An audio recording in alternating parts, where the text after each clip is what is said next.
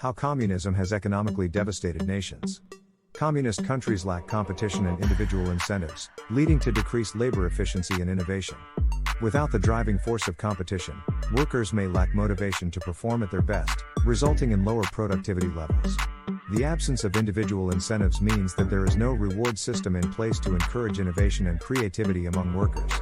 This ultimately hinders the overall growth and advancement of the economy, as without competition and incentives, there is little drive for improvement and progress. Centralized economies, characterized by a lack of competition and inadequate protection of intellectual property rights, have been shown to hinder innovation and technological progress. Without the driving force of competition, there is little incentive for businesses and individuals to push boundaries and develop new ideas.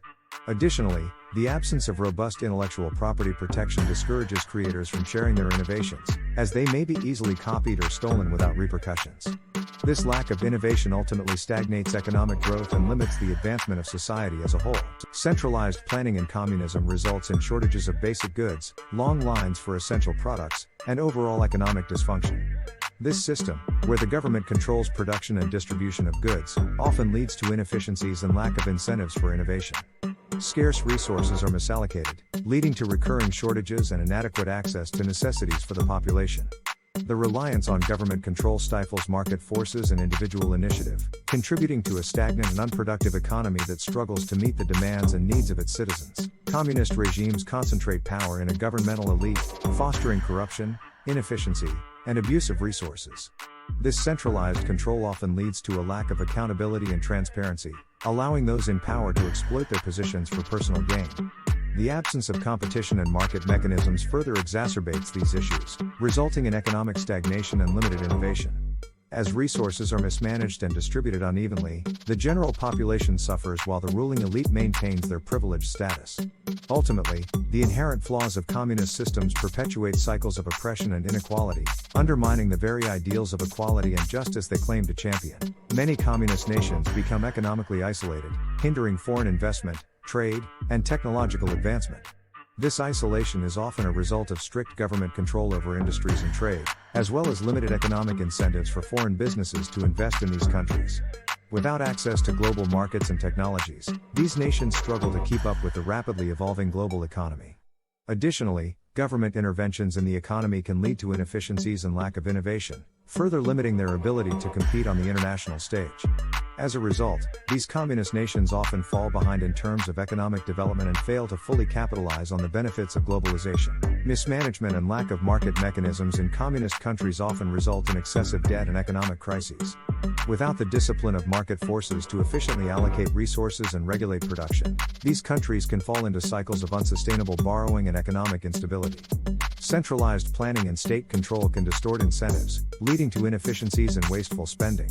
As a result, communist countries may struggle to manage their debts and maintain economic stability, ultimately hampering long-term growth and prosperity for their citizens. In a communist system, the absence of property rights discourages private investment, ultimately hindering economic growth and innovation. Without the incentive of ownership and control over resources and assets, individuals lack the motivation to take risks and invest in new ventures. This lack of private investment leads to a stagnant economy where there is little room for innovation and growth. Additionally, without property rights, there is no clear mechanism for individuals to benefit from their own hard work and ingenuity, further disincentivizing entrepreneurial endeavors.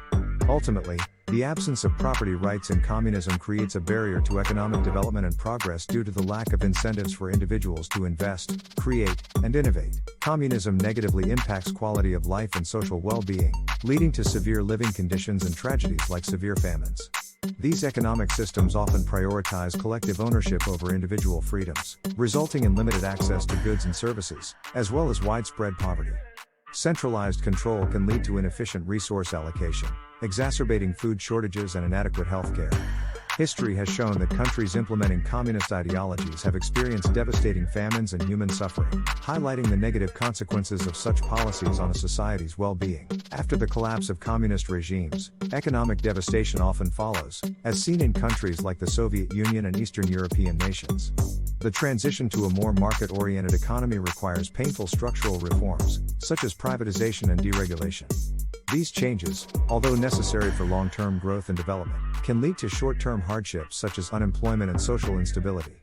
Governments and policymakers must carefully navigate these challenges to ensure a smooth recovery process and avoid prolonged economic turmoil.